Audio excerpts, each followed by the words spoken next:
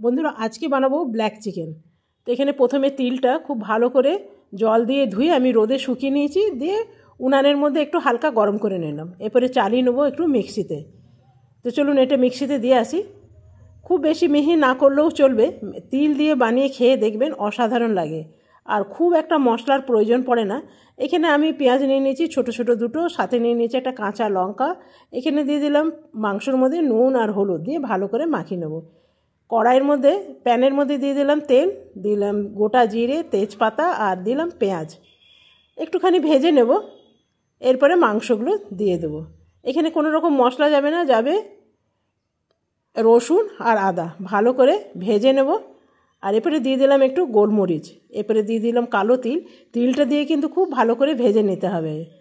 সামান্য দিলাম জল, এখানে দিলাম দুটো আস্ত পেঁয়াজ। তবে গ্রেভিটা আপনাদের মতন। দেখুন তৈরি হয়ে গেল।